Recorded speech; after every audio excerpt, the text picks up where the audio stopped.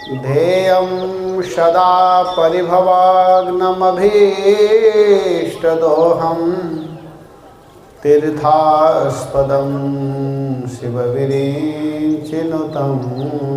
शरण्यं भृत्यार्तिहं प्रणतपालभवाब्धिपोतं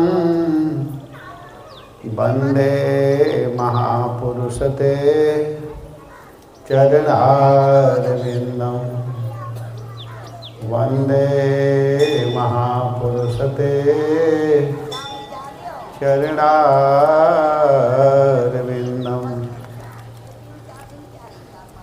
जय श्री कृष्ण चैतन्य प्रभु नित्यानंद श्री अद्वैत गदाधर श्रीवासादि गौर भक्तवृंद। हरे कृष्णा कृष्णा कृष्णा हरे हरे, हरे राम राम राम हरे हरे।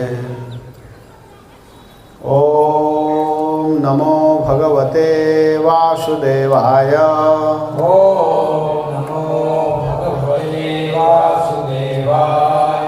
ओम नमो भगवते वासुदेवाय। ओम नमो भगवते वासुदेवाय। हरे कृष्णा कृष्णा कृष्णा कृष्णा हरे हरे, कृष्णा कृष्णा हरे हरे, हरे राम राम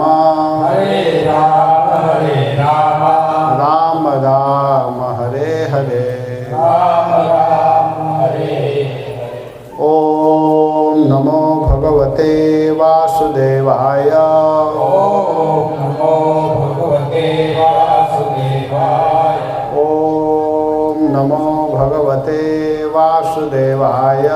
ओम नमो भगवते वासुदेवाय। ओम नमो भगवते वासुदेवाय। ओम नमो भगवते वासुदेवाय। हरे कृष्णा। हम लोग विगत 5 दिन से श्रीमद् भागवत कथा सुनते हुए आ रहे हैं। आज भागवत कथा महामहोत्सव का 6वां दिवस है। यहाँ पर भगवान के चरणों में माता कुंती स्तुति कर रही है। कुंती स्तुति ये बहुत सुंदर प्रसंग है। सबसे प्रथम स्तुति कुंती जी की है भगवान के चरणों में, और इसमें बहुत सुंदर शिक्षा है। कुंती शिक्षा को अगर कोई सुने पढ़े, बार बार कहना चाहिए, बार बार सुनना चाहिए, बार बार पढ़ना चाहिए, तो समझिए कि उसका मन निश्चित भगवान में लगेगा। बहुत सुंदर शिक्षा है कुंती जी का। इस पर हमारे गुरु महाराज ने बहुत सुंदर कुंती स्तुति का पुस्तक लिखे हैं। जो इस्कॉन में कुंती स्तुति है ना, इस्कॉन में वो गुरु महाराज ही उसका हिंदी लिखे हैं। भले नाम नहीं है उसमें, लेकिन महाराज के द्वारा ही लिखा हुआ है, जानना चाहिए। बहुत सुंदर। और प्रभुपाद जी इस पर बार बार प्रवचन करते थे। कुंती स्तुति को पढ़ते थे तो कहते थे कि ये बहुत सुंदर है, दिव्य है, इसको पढ़ना चाहिए, सुनना चाहिए। एक बार से समझ में नहीं आएगा पूरा लेकिन जब बार बार हम सुनेंगे, कहेंगे, पढ़ेंगे, तब समझ में आएगा कि कुंती महारानी के हृदय में कितनी बड़ी भक्ति है। स्तुति पर जब विचार करेंगे, चिंतन करेंगे, तब समझ में आएगा। भगवान के सामने सीधे स्तुति करना प्रारंभ करते हैं कुंती जी। भगवान को प्रणाम कर रही हैं और प्रणाम करते हुए बहुत सुंदर श्लोकों के माध्यम से नमन प्रणाम अपना भाव प्रस्तुत कर रही हैं। कहती हैं कि हे भगवान, आप बहुत बड़े व्यक्ति को प्राप्त नहीं होते हैं, जो बहुत धन प्राप्त कर लिया है, बहुत सुंदर रूप प्राप्त कर लिया है, ऊंचे कुल में जन्म ले लिया है। इससे मत समझिए कि भगवान उसके बस में हो जाएंगे। भगवान अकिंचनों को बहुत जल्दी मिलते हैं। अकिंचन जो गरीब होते हैं, जो निर्धन होते हैं, उसको भगवान बहुत जल्दी मिलते हैं। क्योंकि भगवान को प्राप्त करने के लिए एक ही योग्यता होनी चाहिए कि अहम और मम से दूर होकर के भगवान के शरण में जाया जाए, रहा जाए। वही व्यक्ति भगवान को प्राप्त कर सकता है, वही भगवान को देख सकता है, समझ सकता है। तो इन सब ऊपर के श्लोकों में माता कुंती इन्हीं सब भावों को प्रस्तुत करते हुए आगे का श्लोक बोलते हुए बताई हैं। कहते हैं कि प्रभु, यहाँ तक कि भगवान जो होते हैं अपने भक्तों के अपराध को ध्यान नहीं देते हैं। अगर भक्तों के द्वारा कुछ त्रुटि हो जाती है, कुछ कमी हो जाती है, कुछ गलतियाँ हो जाती है, तो उसको भगवान ध्यान केयर नहीं करते हैं। भक्त लोगों से अगर कुछ गलती हो गया तो उस पर ध्यान नहीं देते हैं, क्योंकि भगवान अपने भक्तों के व्यवहार से प्रसन्न होते हैं, खुश होते हैं, अपने भक्तों के प्रति अनुकंपा रखते हैं, दया की भाव रखते हैं।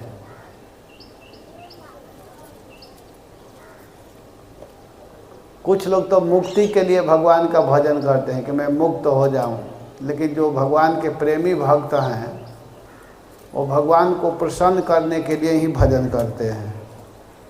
और ऐसे स्थिति में भक्तों के कमी को भी भगवान माफ़ कर देते हैं। अगर वही गलती दूसरे करते हैं तो उसको दंड देते हैं, लेकिन भक्तों के द्वारा अगर गलती हो जाता है तो उसको भगवान माफ़ कर देते हैं। जैसे अक्रूर जी, अक्रूर कृतवर्मा शतधन्वा, ये भागवत में वर्णन है। ये कथा आप लोग सुने होंगे, पढ़े होंगे कि जो सत्यभामा जी हैं, सत्यभामा के पिता अपने बेटी का विवाह अक्रूर जी से भी करने के लिए कहा था, कृतवर्मा से भी कहा था, लेकिन विवाह कर दिए कृष्ण से। तो वे तीनों लोग, अक्रूर, कृतवर्मा और शतधन्वा, तीनों मीटिंग किए। एक दिन आपस में मीटिंग किए और कहे कि देख रहे हो सत्राजीत अपने बेटी का विवाह कृष्ण के साथ कर दिया, हम लोगों से कह करके भी नहीं किया, कितना वो झूठा है, इसको मारना चाहिए। और हुआ क्या कि ऐसा उसके मन को बढ़ाए चढ़ाए और शतधन्वा जा करके सत्राजीत का वध कर दिया और मणि को ले लिया। और जब वध करके आया तब अक्रूर जी और कृतवर्मा कहते करे तू ये क्या कर दिया, तो वध कर दिया, बहुत बड़ा गलती किया। अब उसका सपोर्ट नहीं कर रहे हैं, तो शतधन्वा क्या किया कि मणि सीधे अक्रूर जी के पास फेंक दिया।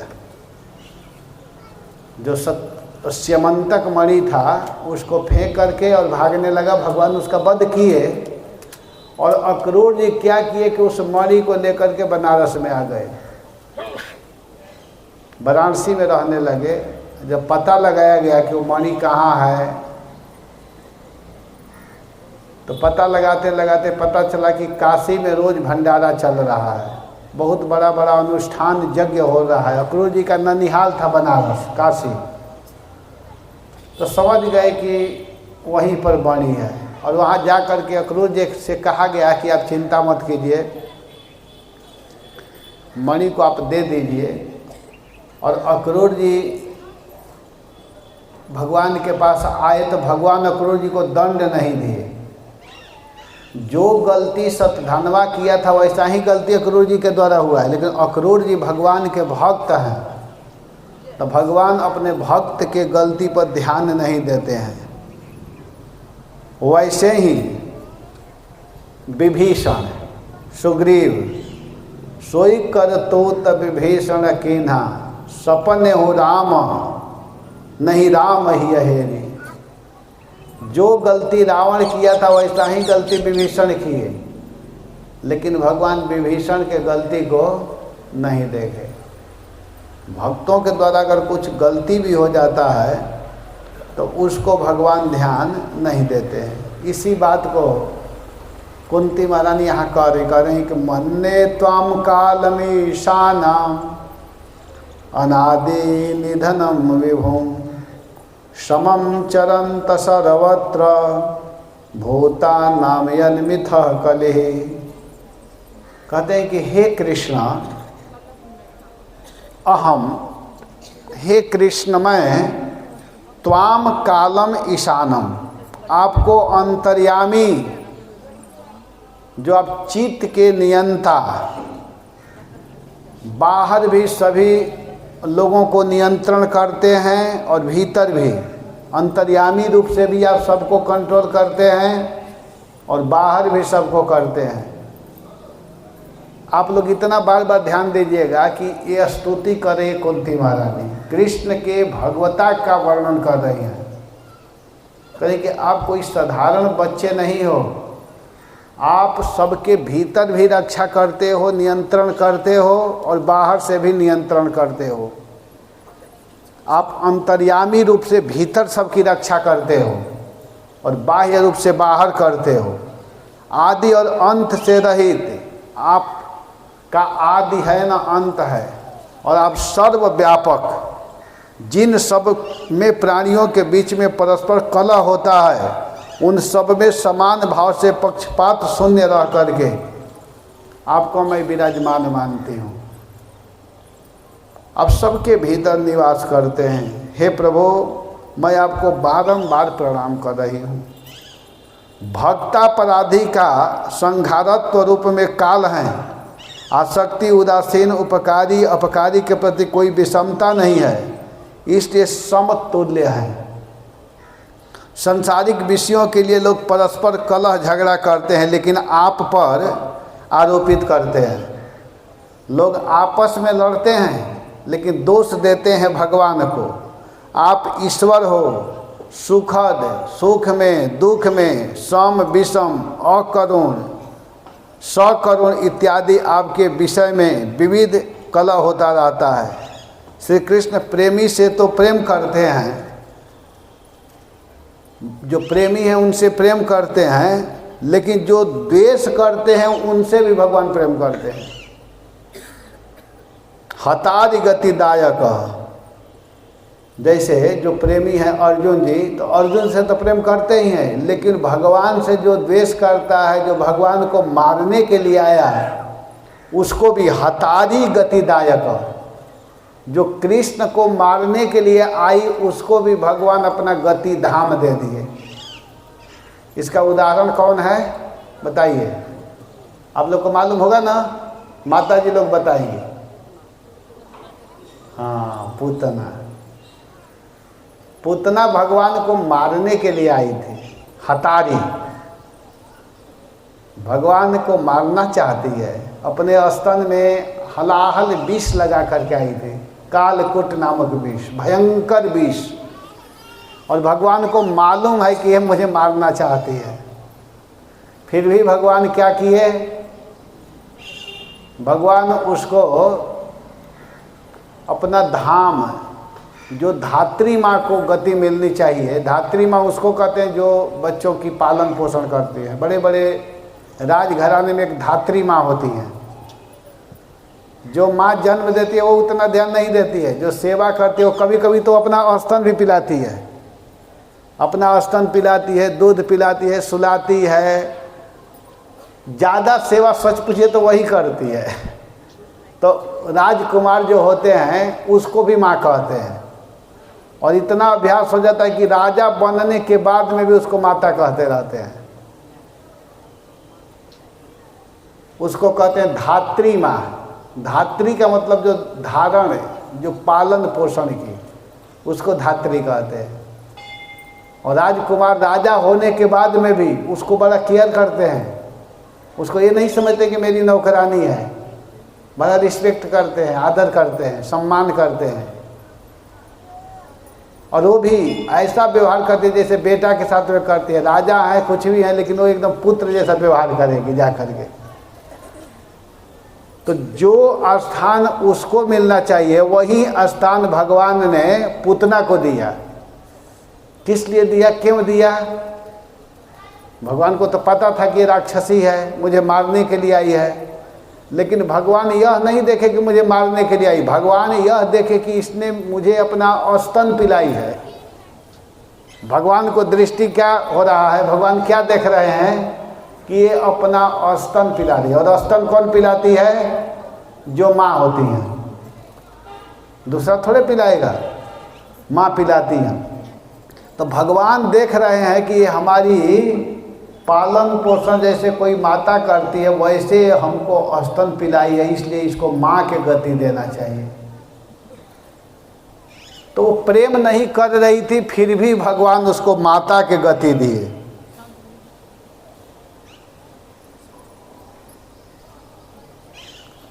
ये है भगवान की भगवता, भगवान की महिमा। भगवान से कोई द्वेष भी करता है तो उसको अच्छा ही गति देते हैं।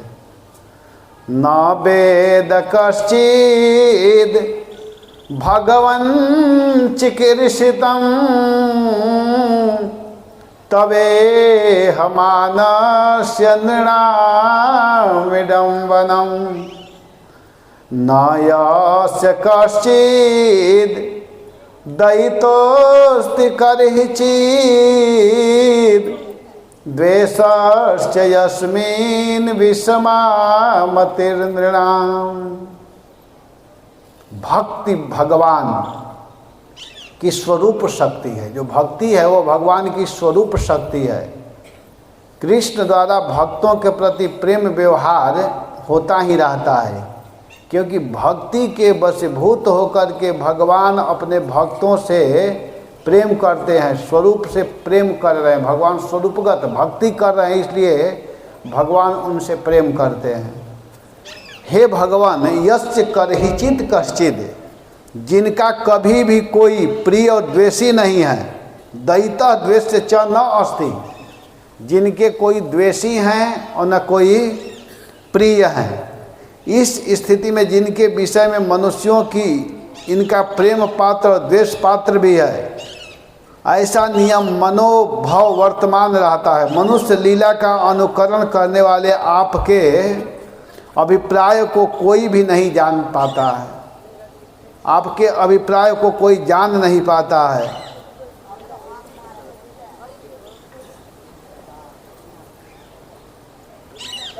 समस्त शास्त्र विवादी व्यक्ति विडंबना मात्र कर, उनके ज्ञान की विफलता है। ई हमानस्य अर्थात करने के अभिलाषी तुमको अथवा श्री बलराम प्रभृति अवतार के द्वारा अपने नराकृत रूप से नरलोक का अनुकरण करने के इच्छुक, आपके सौंदर्य, सद्गुण, चरित्र आदि को समझने में लोग वंचित रह जाते हैं, यह भाव है।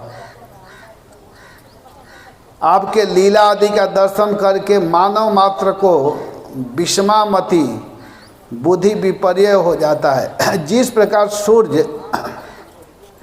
सूर्यकांत शिला को अपने समान धर्म प्रदान करने से आसक्त नहीं होता है, अपने जैसा उसको बना देता है, फिर भी उसमें आसक्त नहीं होता है। सूर्य में वैषम्य नहीं बल्कि अलग अलग वस्तुओं का अपना अपना गुण दोष है, ऐसे समझना चाहिए। यथा सूर्यस्य सूर्यकांतः शिलायां स्वतुल्य धर्मत्व प्रदानेन शक्तौ अंधेषु उदासीने चक्रवाके, ठीक वैसे ही भगवान के विषय में यहाँ बताया जा रहा है। भगवान को कोई अपना द्वेषी मानते हैं, फिर भी भगवान उससे प्रेम ही करते हैं। जैसे कंस, शिशुपाल भगवान को द्वेष भाव से, ईर्ष्या भाव से नाम लिया था, लेकिन उसको भी भगवान अपना स्थान दिए, अपनी गति दिए। ये है भगवान की महिमा। और लोग तो भगवान की पूजा करते हैं, जैसे नारद जी हुए, भीष्म पितामह हुए, महाराज युधिष्ठिर हुए, भीम हुए, अर्जुन हुए। ये लोग भक्ति भजन के द्वारा भगवान को खुश किए। लेकिन जो शिशुपाल आदि थे, कंस आदि, वे लोग भगवान से द्वेष करते थे, फिर भी भगवान उनका भी उद्धार किए। जन्म कर्म च विश्वात्मन अजस्या कर्तुआत्मनः तिर्यंग नृशेषु यादः सो तत्यंत विडम्बनम। तिर्यंग माने तिरछा खड़ा होने वाले। हे विश्वात्मन, हे विश्व के आत्मा, अजस्य आत्मनः तिर्यंग नृशेषु, आप अजन्मा है फिर भी आपका तिर्यंग अंशाओं में बराह आदि आप अलग अलग रूप में आते हैं। और मनुष्यों में कभी कभी आप पशुओं के रूप में भी आते हैं, मनुष्यों में आप राम के रूप में,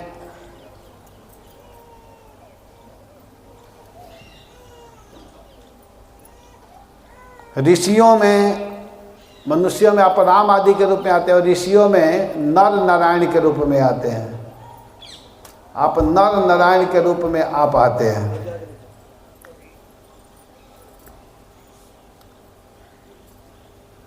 अत्यंत विडम्बनम यत कर्म तत्। और कभी कभी आप अपने लीला के द्वारा दूसरे को आश्चर्यचकित कर देते हैं।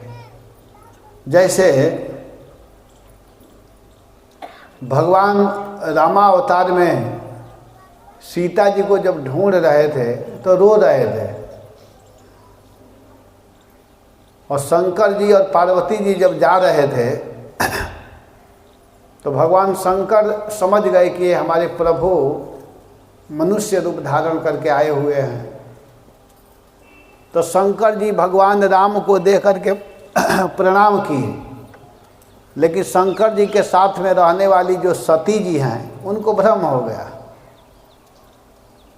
उनको आश्चर्य हो गया कि ये कैसे भगवान है जो कि पत्नी के लिए रो रहा है, स्त्री के लिए जैसे कोई साधारण व्यक्ति रोता है वैसे रो रहा है, तो ये कैसे भगवान होगा।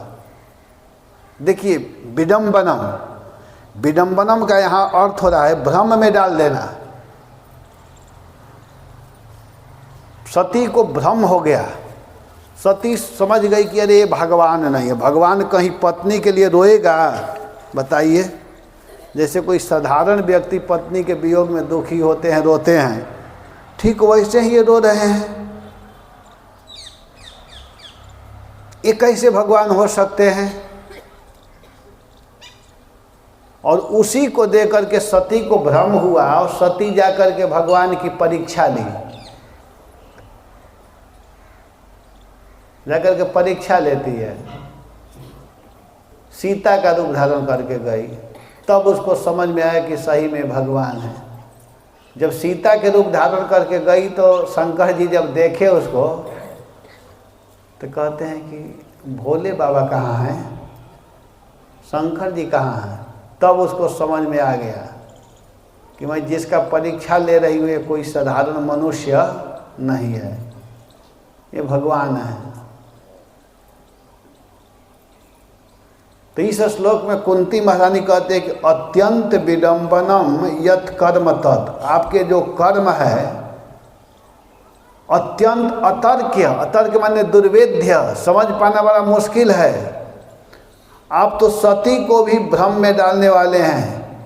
आज के साधारण मनुष्य क्या आपके महिमा को समझेंगे। जब सती जैसे भगवान शंकर की जो पत्नी हैं वो जब आपके लीला से भ्रमित हो गई तो हम मनुष्यों की क्या स्थिति होगी, बताइए। हम लोग भ्रम में हो गए तो कौन बहुत बड़ा आश्चर्य हो गया। जब सती, जो दिन रात भजन करने वाले शंकर जी हैं, उनकी पत्नी है, जब उनको भ्रम हो गया तो औरों की तो बात ही क्या है। इस प्रकार आपके साम्य, वैषम्य, कर्तृत्व, अकृतित्व, जन्मत्व, अजन्मत्व आदि सिद्धांत निर्वीण अबोधव्य है। आपके लीला का आस्वादन हेतु यहाँ जन्म आदि 2 श्लोक में बोल रही है कि हे प्रभु, आपका जो जन्म है, जन्म रहित का जन्म, अजह, जिनका जन्म ही नहीं होता है, जो जन्म से रहित है उसका जन्म, ये भी आश्चर्य में डालने वाला है। कोई कहेगा ना कि वो कैसा भगवान है जिसका जन्म हो रहा है, लेकिन भगवान के जन्म में और हम लोगों के जन्म में अंतर है। भगवान का जन्म भी दिव्य है, जन्म कर्म च में दिव्यम, भगवान भगवत गीता में बोले हैं कि हम लोगों के जन्म और भगवान के जन्म में अंतर है। जन्म लेते ही भगवान अपने माता पिता के पूर्व जीवन के विषय में बताने लगे, 3 जीवन के विषय में बता दिए। जन्म लिए चतुर्भुज रूप में हो गए छोटे, तो उनका जन्म दिव्य है। सबसे बड़ा दिव्यता है कि जन्म लिए तो नंग धड़ंग नहीं आए, कपड़ा पहन करके आए। तो यही बात यहाँ कह रहे हैं कि आप जन्म रहित का जन्म, अकार्ता का कर्म, तिर्यंग आदि योनियों में जन्म, तदनुरूप कर्म, आप सर्वाकृष्ट, सर्वनियामक ईश्वर के लिए अत्यंत विडंबना आश्चर्यजनक है, क्योंकि उसी रूप में आप न्यूनता हीनता स्वीकार करते हैं। आप जैसे रूप धारण करते हैं वैसा ही लीला करते हैं। जब बड़ा रूप में आते हैं तो जैसे सुअर सूंघता वैसे आप सूंघ रहे थे कि पृथ्वी कहाँ है। जैसे जो जोनी है उसमें जब आते हैं तो वैसा ही आप स्वभाव बनाने लगते हैं। बड़ा रूप में सूंघ करके पृथ्वी का पता लगाए, सर्वज्ञ हो करके भी आप ऐसा अज्ञता अपने को दिखा रहे हैं कि आपको पता नहीं है, सूंघने की आवश्यकता पड़ गई। हिरण्याक्ष वन्य शुकर कहा, वैसे ही अज्ञ आपको कर्माधीन जीव कहते हैं। यह भाव है। यहाँ भगवान के अजत्व एवं अकर्मत्व सत्य होने पर जन्म कर्म आदि जो लीला है मिथ्या प्रतिपादित होती है, जिससे सुखदेव आदि आत्मा राम गण के चित्त का आकर्षण असंगत है। मेरा जन्म कर्म दिव्य है। भगवान का जन्म भी दिव्य, कर्म भी दिव्य। अचिंत्य अनंत शक्तिमान श्री भगवान का तत्व कौन जान सकता है, अर्थात कोई नहीं। जिसे जनाएंगे वही मात्र जान सकता है। जिसको भगवान बताना चाहेंगे, जिसको जनाना चाहेंगे, वही भगवान के इस रूप को, इस लीला को जान सकता है। जैसे भगवान जब राम रूप में आए तो पेड़ से, लताओं से कैसे पूछ रहे हैं, जैसे कोई अज्ञ व्यक्ति पूछता हो। जा कर के पेड़ से पूछ रहे हैं। मान लीजिए कि कोई व्यक्ति इस पेड़ से कहे कि आप हमारी पत्नी को देखे हो, तो आप लोग बैठे हुए सब हंसेंगे, कहेंगे कैसा मूर्ख व्यक्ति है, पेड़ बताएगा कहीं। और भगवान पेड़ से पूछ रहे हैं, अरे भैया पीपल, भैया नीम, तुम हमारी धर्म पत्नी सीता को देखी हो, बताओ। ये सुनने में कैसा लग रहा है?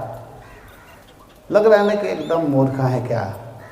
इसी बात को कुंती जी कह रही हैं कि वे ऐसे होने पर भी वह पूछ रहे हैं कि आप हमारे सीता को देखे हो। सर्वाराध्य होकर भी नर नारायण के रूप में तपस्या, जो सर्व आराध्य हैं, जिनकी आराधना सभी लोग करते हैं। अब उनको आराधना करने की क्या जरूरत है, पूजा करने की क्या आवश्यकता है। लेकिन सर्वाराध्य होने के बाद में भी स्वयं नर नारायण के रूप में बद्रिकाश्रम में बैठ करके तप कर रहे हैं। हरे कृष्णा कृष्णा कृष्णा हरे हरे, हरे राम राम राम। और देखिए विडम्बनम का ऐसा अर्थ हो रहा है। विडम्बनम, मछली रूप में जब भगवान आए तो जानते हैं क्या किए? भागवत की सब कथा है। भागवत के अष्टम स्कंद के 24वां अध्याय में एक कथा है मत्स्य रूप की। एक राजा हैं जिनका नाम है सत्यव्रत। सत्यव्रत नामक राजा गए कहाँ? स्नान कर कृतमाला नदी के किनारे गए और जाकर के स्नान करके तर्पण करना चाह रहे थे। अपने हाथ में जल लिए अंजलि में, और जब जल लिए ऐसे देने के लिए तो उसमें एक छोटी सी मछली आ गई हाथ में, छोटी सी। और जब ऐसे डालते हैं तो फिर उनके हाथ में आ जाती है, और जब डालने का प्रयास किया तब वो रोने लगी, आवाज़ आता है। वो मछली क्या कह रही है कि महाराज आप हमको इस पानी में मत छोड़िए। मान लिया महाराज पूछे क्यों, क्या दिक्कत है? तो कह रहे कि इसमें बहुत बड़े बड़े जीव हैं, वो हमको खा जाएंगे, हमको मार देंगे, इसलिए आप उसमें से हमको निकाल दीजिए। तो महाराज क्या किए कि कमंडल लिए थे, वो ऋषि रूप में ही राजा थे सत्यव्रत महाराज। तो क्या किए कि कमंडल में जल है और उसके भीतर उस मछली को डाल दिए। जब घर आए तो थोड़ा देर भी नहीं लगा, अब वो बढ़ चुकी है उस कमंडल में, अब उसको कम पड़ने लगा। वो कहती है महाराज इसमें तो हमको कम पड़ रहा है, इसके लिए हमारे लिए थोड़ा बड़ा जगह की व्यवस्था कीजिए। तो फिर महाराज क्या किए कि एक बहुत बड़ा गमला जैसा लाए और उसमें पानी भर करके उसको उसमें डाल दिए। डाले तो कुछ देर के बाद में उसमें भी बड़ी हो गई, अब वो कम पड़ने लगा। इसी को मत्स्य अवतार कहते हैं। एक बार की बात है, मैं बिहार में कथा कर रहा था, हमारी बहन कथा करा रही थी। गौर कृष्ण महाराज के बाद जो बहन है पढ़ाती है, तो कही कि मैं कथा कराना चाहती हूँ, तो करा रही थी। उस समय भैया थे लेकिन कथा मेरी हो रही थी। तो मैं गया, पहला दिन जो पंडाल लगा कथा के लिए, ये 2013 की बात है, पहला दिन ही वो पंडाल भर गया। तो दूसरा दिन फिर वो उतना ही बड़ा पंडाल लगवाई, जगह बहुत बड़ा फील्ड में हो रहा था, उसका गांव बहुत बड़ा है। दूसरा दिन भी भर गया। फिर तीसरा पंडाल वो लगवाई, तीसरा दिन भी भर गया। जब तीसरा भर गया इसके जैसा, तो जब भर गया तब मैं कहा कि अब रहने दो, अब पंडाल मत लगाओ, जिसको बैठना होगा ऐसे ही बैठेंगे। और गौर कृष्ण महाराज फ़ोन किए तो कहे कि मत्स्य अवतार चल रहा है क्या? फ़ोन पर कहे कि मत्स्य अवतार हो रहा है, कम पड़ता जा रहा है। तो मैं कहा कि ज़्यादा परेशान मत हो, जिसको बैठना होगा खाली जगह में बैठेंगे। मानो पंडाल छोटा पड़ने लगा, इतने लोग आते थे, बहुत बड़ा गांव है और बहुत भीड़ होती थी, और बड़े प्रेम से सुनते भी थे कथा। जैसे आप लोग प्रेम से सुनते हैं वैसे ही वहाँ भी सुनते थे। तो देखिए मत्स्य अवतार कैसे हो रहा है। पहले तक कमंडल में रखे, कुछ ही देर में आवाज़ आता है कि महाराज ये जगह हमको कम पड़ रहा है। तो महाराज क्या किए कि इतना बड़ा लाए, उसमें पानी भरे, उसमें डाले, कुछ ही देर में वो बढ़ करके कहते हैं कम हो रहा है महाराज। तो महाराज क्या किए कि थोड़ा बड़ा तालाब खुदवाए, राजा हैं ही, तालाब खुदवा करके पानी भरा होता है उसमें डाले। कुछ ही देर में वो बढ़ करके कहे कि कम पड़ रहा है, आप हमको बड़ा व्यवस्था कीजिए। तब महाराज कहे कि अब इसको उठाओ समुद्र में डाल दो। कहे नहीं नहीं महाराज, अब हमको समुद्र में मत डालिए, बड़े बड़े जीव हमको खा जाएंगे। तब महाराज कहे कि सही सही बताइए कि आप हैं कौन? हमको तो नहीं लग रहा कि अब मछली रूप में मछली हैं। तब वो हंसने लगे, कहे कि मैं भगवान हूँ। और जानते हो बेटा, आज के 7वें दिन बहुत बड़ा प्रलय होने वाला है। देखिए मत्स्य भगवान बोल रहे हैं, उनको कितनी चिंता है। वो कहने लगे कि हमको मालूम है आज के 7वें दिन बहुत बड़ा प्रलय होने वाला है, और इस पृथ्वी के सारा जो कुछ दिखाई दे रहा है सब नष्ट हो जाएगा। इसलिए तुम क्या करो कि सारे औषधियों को, जितने अनाज है उसको एकत्रित करो, और मैं एक बहुत बड़ा नौका भेजूँगा।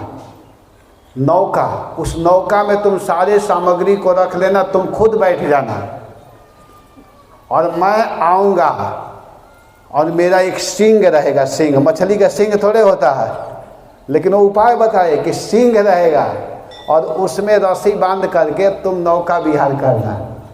जब तक प्रलय रहेगा। जल ही जल हो जाता है ना, तो उस समय मैं सारा व्यवस्था करूँगा।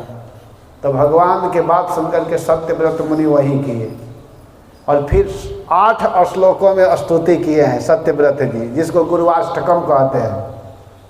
8 श्लोक में बहुत सुंदर स्तुति की है भगवान के चरणों की, आप ही गुरु हैं।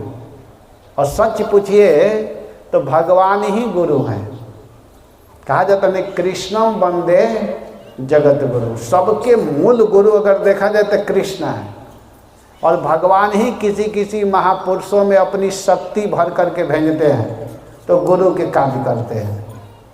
भगवान की बात बताते हैं इसलिए उनको भी गुरु मान लिया जाता है। लेकिन वास्तव में सबके गुरु कौन हैं? कृष्ण।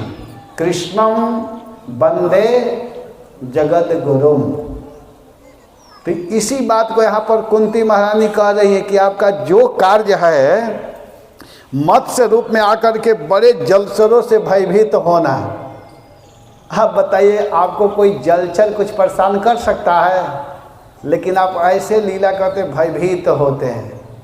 आप महाराज हमको बचाइए नहीं तो ये मार देगा, ऐसा लीला करना। अजन्मा का जन्म, अकर्ता का कर्म अत्यंत विडंबना अतर्क दुर्वेद्य है। भगवान जिसको चाहे तो गूंगा से भी बुलवा सकते हैं, लंगड़े को भी चला सकते हैं। बिनु पग चले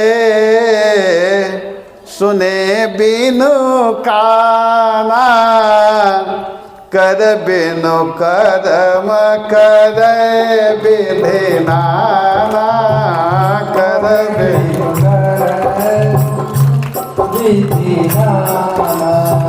बिनु पग चले सुनी बिनु काना, बिनु पग चले सुने बिनु काना, कर बिनु कर्म कर विधि नाना, कर बिनु कर्म कर विधि नाना।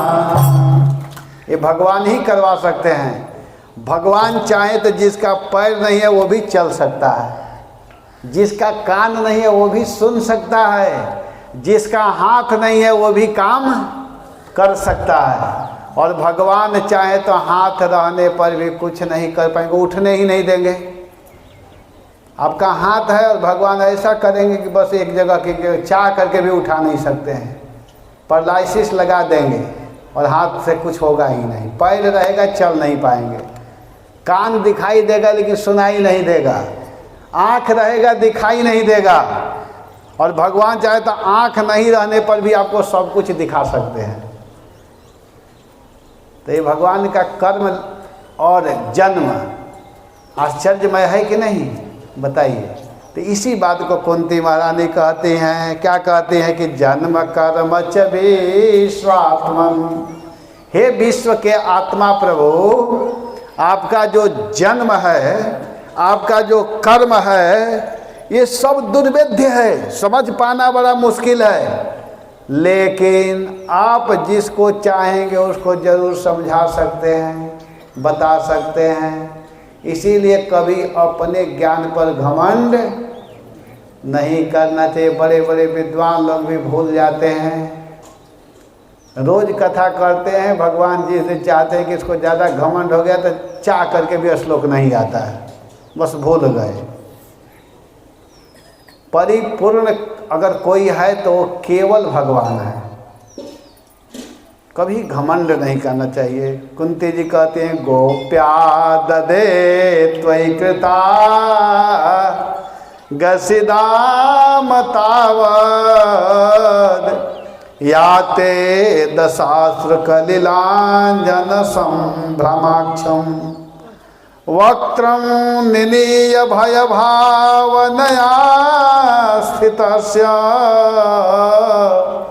समां विमोहयति भीरपि यद् बिभेति।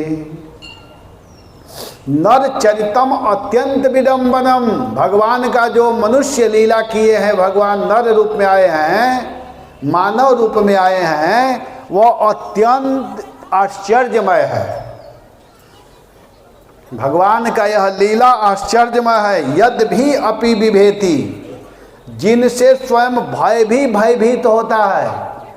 भगवान इसी भागवत में कहते हैं कि मद भयातिवातिवातोयम सूर्य तपति मद भयात। मेरे भय से हवा चलता है, मेरे भय से सूर्य उदित होते हैं, मेरे भय से आग प्रज्वलित होता है।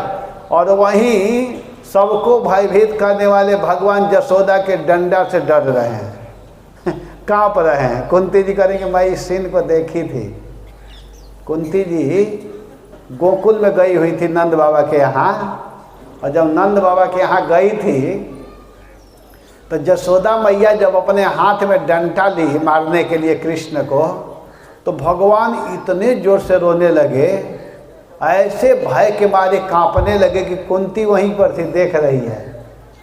कहती है यहाँ पर कि जिनके भय से भय भी भयभीत रहता है, डर से कांपता है, वही भगवान तस्मिन त्वयि कृतागति गोपी यावत दाम आददे। उस समय जब आप दधी के भांड कहते हैं मटका को, जो दही का मटका था उसको आपने फोड़े थे, उसको फोड़ दिया था। इस अपराध के कारण गोपी जसोदा के द्वारा बांधने के लिए रस्सी उठाई गई। उस समय आप इतने भयभीत हो गए थे, इतने डर रहे थे कि आपके उस समय तत्काल आँख से अश्रुपात होने लगा, और आंसू ऐसे गिर रहा है, टप टप टप टप गिर रहा है। और जो आँख में काजल है, उस काजल को धोते हुए आपके आँखों से अश्रुपात झरझर झरझर गिर रहे हैं। उस समय आप अपने मुख को नीचे झुकाए हुए थे और इस भय से डर रहे थे, इस भय से कांप रहे थे कि मैया जसोदा मुझको मारेगी। जैसे कोई लड़का गलती कर देता है और माँ जब हाथ में डंडा ले लेती है तो मारती नहीं, उससे पहले ही बच्चे रोने लगते हैं, है कि नहीं? क्यों रोते हैं? कि माँ हमको मारेगी। वैसे ही आप, हे कृष्ण, मैं उस दृश्य को देखी हूँ। किस दृश्य को? जिस दिन आपने दधी भांड को फोड़ा था, मटका को फोड़ा था, और मैया जसोदा हाथ में रस्सी लेकर के, डंडा लेकर के जब आपके पास आई, तब भय के मारे आपका सारा शरीर कांप रहा था और आँख से ऐसे अश्रुपात हो रहे थे। आँख में काजल लगा हुआ, उस काजल को धोते हुए जल का जो बूंद है नीचे गिर रहा था और आप बिल्कुल भयभीत अवस्था में थे। हमको समझ में नहीं आ रहा है, वह दृश्य देख करके मैं विशेष प्रकार से मोहित हो रही हूँ कि आपसे काल डरता है, आपसे भय भयभीत होता है। वह भयों को भी भयभीत करने वाले आप मैया जसोदा के हाथ में डंडा को देख करके रो रहे हो। इसको देख करके मुझे बड़ा आश्चर्य हो रहा है। यह आश्चर्य करने वाली लीला है, घटना है। इस पर विश्वनाथ चक्रवर्ती पाजी बहुत सुंदर भाव लिखते हैं। श्रीधर स्वामी अपने टीका में लिखते हुए कहते हैं, मैं टीका जान करके नहीं पढ़ पा रहा हूँ कि आप लोगों को शायद समझने में दिक्कत हो, लेकिन फिर भी मैं थोड़ा इसको पढ़ना चाहता हूँ। श्रीधर स्वामी अपने टीका में लिखते हुए कहते हैं कि नर विडम्बनम, भगवान का जो मनुष्य लीला है, नर लीला है, वह विडम्बनम अति आश्चर्यम इत्याह, यह अत्यंत आश्चर्यजनक है। भगवान मनुष्य रूप में जो त्रिलोकी के स्वामी हैं, वह मनुष्य रूप धारण करके ऐसे कर रहे हैं कि यहाँ पर गोपी इति, गोपी माने गोपी यशोदा के द्वारा, गोपी जो जशोदा है वह त्वयि कृतागसी दधि भांड स्फोटम कृतवती। जब आपने दही के भांड को फोड़ दिया था तो उस समय ऐसा काम कर दिए थे। तो याव दाम रजुम आददे जग्राह, अपने हाथ में जब वह रस्सी लेकर के आपको बांधने के लिए आई तो उस समय आपकी दशा का वर्णन करते हुए श्रीधर स्वामी कह रहे हैं कि आपकी ऐसी दशा हुई थी उस समय कि आपके नेत्र से अश्रु भी कलिलम, आपके नेत्र से अश्रु का बूंद टपक रहा था और ऐसे रो रहे थे, ऐसे रो रहे थे, अपने दोनों हाथों को लेकर के ऐसे कर रहे थे कि आँख से जो जल गिरा था वह जल काजल को धो करके हाथ में भी लग रहा है और सारे कपोलों में लग चुका है। और मैं वहीं पर खड़ी थी, मैं देख रही थी आपकी क्या स्थिति है। इसको देख, जिसके भय से कह रही हैं कि यदि यस तो जिनके भय से भीरपि स्वयं विभेति, भय भी जिनके भय से भयभीत होता है, भय भी जिनके भय से कांपता रहता है, तस्य ते दशा, वो आपकी दशा हुई थी, वो आपकी स्थिति थी, श्रीधर स्वामी लिख रहे हैं। और विश्वनाथ चक्रवर्ती पाजी एक हम लोग के,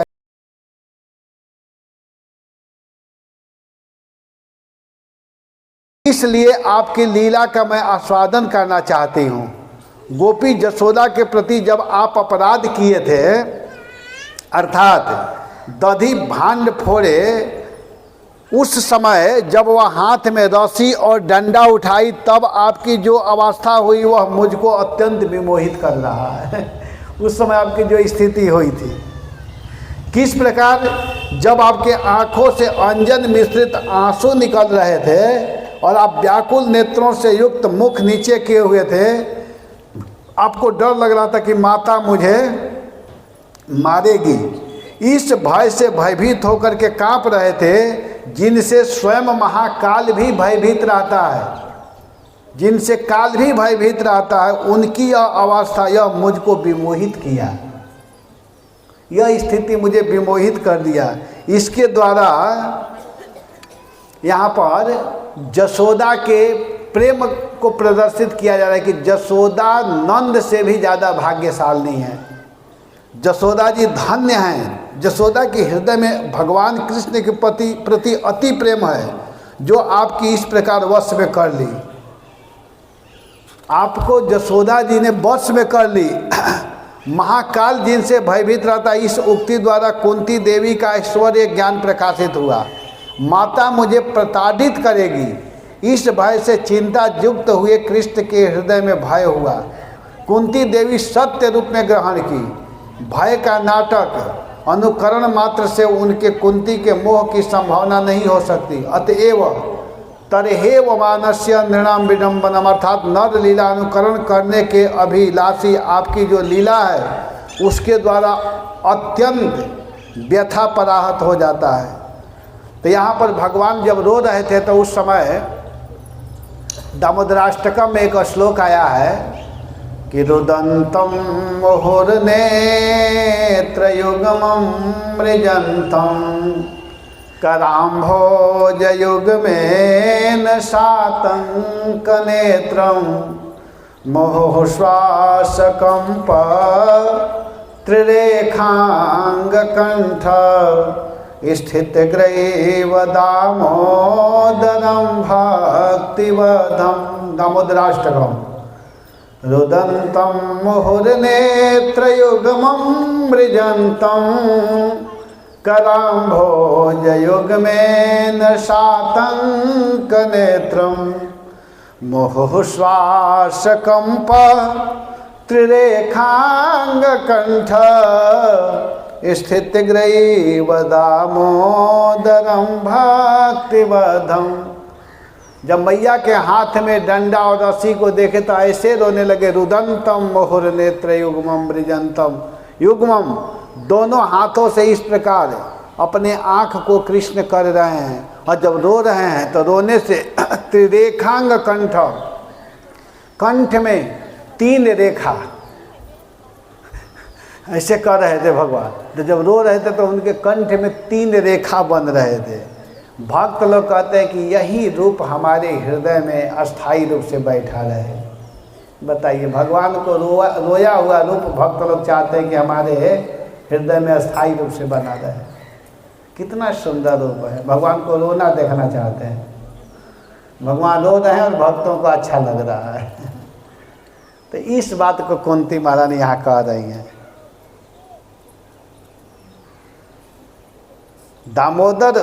दामोदरम भक्तिवद्धम।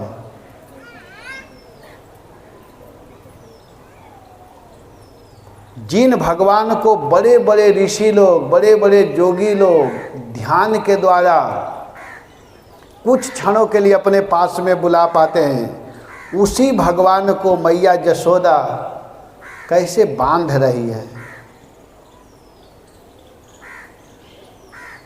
भगवान संपूर्ण संसार के पहाड़ को, समुद्र को सुखा सकते हैं, उठा सकते हैं, लेकिन भक्तों के हृदय में जो प्रेम है उसको भगवान नहीं ठुकरा सकते हैं। भगवान भक्तों के अधीन हो जाते हैं। जिन बांध्यो सुर असुर नाग मुनि प्रबल कर्म की डोरी, सोई अविच्छिन्न ब्रह्म जसमति रची बांध्यो सके न छोड़ी। यशोदा जी उस भगवान को पकड़ ली हैं।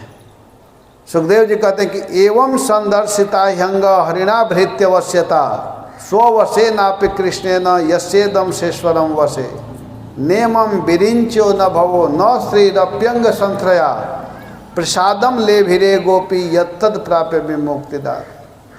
उस गोपी ने भगवान को ऐसे वश में कर ली, जिन भगवान को ब्रह्मा जी, शंकर जी, दिन रात चरण को रखने वाली लक्ष्मी जी को जो सौभाग्य प्राप्त नहीं हुआ, वह प्राप्त एक साधारण सी गोपी यशोदा ने प्राप्त कर ली। नायम सुखाप भगवान देहिनाम गोपिका सुत ज्ञानिनाम चात्म भूतानाम था भक्ति मतामि। भगवान को वश में करने के लिए भक्ति की आवश्यकता है। भगवान को कोई ज्ञान से वश में नहीं कर सकता है। कोई सोचे कि हम ज्ञान से भगवान को वश में कर ले तो नहीं कर सकता है। भगवान को वश में करने के लिए भक्ति जरूरी है। हरे कृष्णा कृष्णा कृष्णा हरे हरे, हरे राम राम राम हरे हरे। इसलिए भगवान को भक्ति के द्वारा हम लोग बस में कर सकते हैं। भक्ति तो भक्ति करना चाहिए, है कि नहीं? भजन गाइए कोई। प्रेम के बंधन में मोहन बंध गए, प्रेम के बंधन में मोहन बंध गए, प्रेम के बंधन में मोहन बंध गए, प्रेम के बंधन में मोहन बंध गए। प्रेमियों ने जो बनाया बन गए, हाँ प्रेमियों ने जो बनाया बन गए, प्रेम के बंधन में मोहन बंध गए, प्रेम के बंधन में मोहन बंध गए। जाने मेरा कीना ले सका, जाने मेरा कीना ले सका, जाने मेरा कीना ले सका, ज्ञान मेरा कीना ले सका।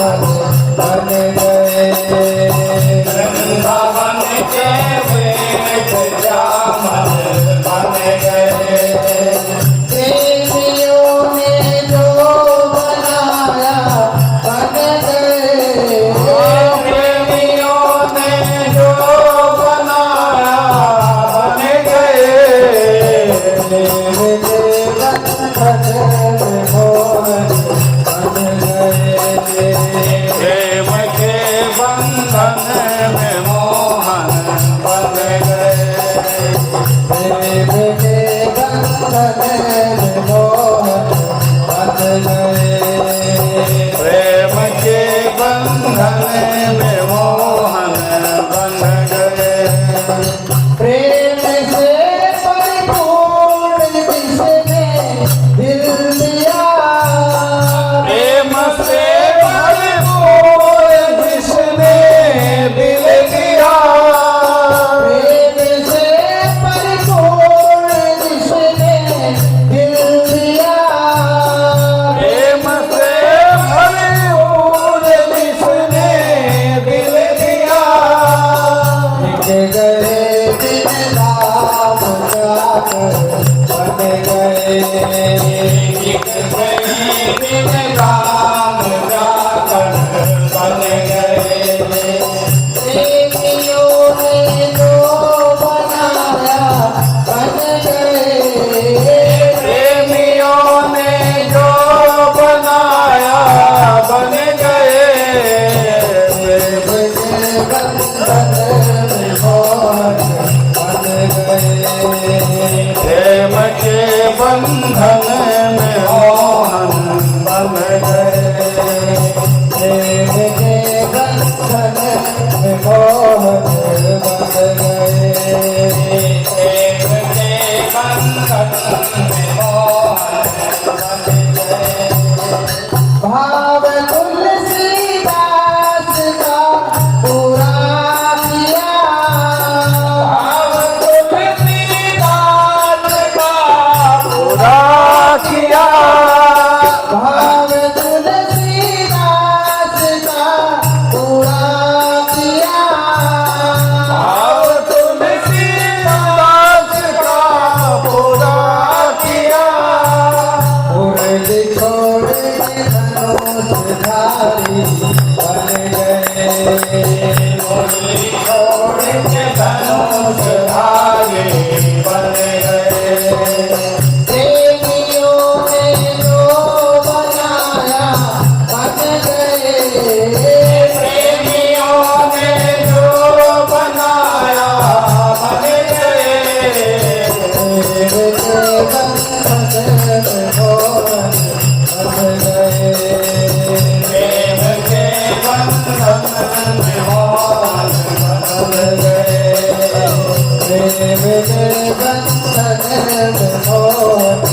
बन गए। प्रेम के बंधन में मोहन बन गए, प्रेम के बंधन में मोहन बन गए। कृष्ण हरे कृष्ण कृष्ण कृष्ण हरे हरे, हरे राम राम राम हरे हरे, हरे कृष्ण कृष्ण कृष्ण हरे हरे, हरे राम राम हरे हरे। प्रेमियों ने जो बनाया बन गए, प्रेम के बंधन में मोहन। देखिए भगवान को मैया जसोदा बांध ली। भगवान जसोदा के भय से भयभीत हो रहे हैं। जिन भगवान को बड़े बड़े जोगी लोग भी ध्यान करते हैं, तपस्या करते हैं, लेकिन ज़्यादा देर तक अपने चित्त में नहीं धारण कर पाते हैं, उसी भगवान को गोपी जसोदा ने ऐसे भय दिखाई कि रोने लगे। जिनके भय से सारा त्रिलोकी रोता है, सूर्य समय से उदय होते हैं भगवान के भय से। देखिए भगवान सबसे बड़े हैं, आप लोगों को समझना चाहिए। रोज़ हम लोग भगवान भगवान भगवान भगवान करते हैं। आप लोग कथा में सुनते हैं ना, घुमा फिरा करके हम लोग क्या कहते हैं कि भगवान का भजन करो। आज मैं सुबह आ रहा था टहलते हुए, तो मैं कहा कि प्रचार करना बड़ा मुश्किल काम है। लोगों को कितना हूँ बताओ, लेकिन वो लोग करते नहीं हैं। हम लोग चर्चा करते हैं, जब चलते हैं तो उस समय भी मैं विचार करता हूँ। कोई भी जीव जंतु दिखाई देते तो हम लोग रुक जाते, कहते थोड़ा देखो। अब देख रहे हो, कल आ रहे थे ना तो 8-10 कूते एक जैसे दिखाई दिए उधर रास्ते में, तो हम लोग रुक गए, कहे देखो ये जो जोनी है ये भी एक दिन मनुष्य बना हुआ था। ये मत समझो कि आज कुत्ता बना है तो मनुष्य नहीं बना था, वो भी एक दिन मनुष्य था। और उसको भी महात्मा लोग आकर के बताए होंगे कि बोलो हरे कृष्णा हरे कृष्णा हरे कृष्णा हरे कृष्णा कृष्णा कृष्णा कृष्णा कृष्णा कृष्णा हरे हरे हरे हरे हरे राम हरे राम हरे राम हरे राम राम राम राम राम हरे हरे। हरे हरे। उसको बताए होंगे, लेकिन उस दिन वो ध्यान नहीं दिया, और ध्यान नहीं दिया तो क्या बना, क्या बन गया?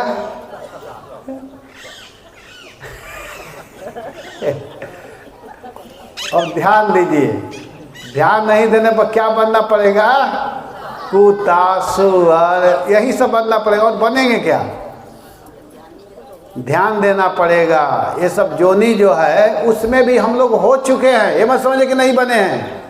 सभी लोग उसमें होकर के आए हैं। यहाँ घूमते घूमते घूमते घूमते एक संजोग जुटा है कि आज हम लोग मनुष्य बन गए, और इसके बाद में भी कोई ध्यान नहीं देगा तो क्या होगा? तो महात्मा लोग बताते हैं कि भगवान का भजन करो, भगवान का भजन करो। वो भगवान कौन है? बहुत बड़ा समस्या है भगवान को समझाना।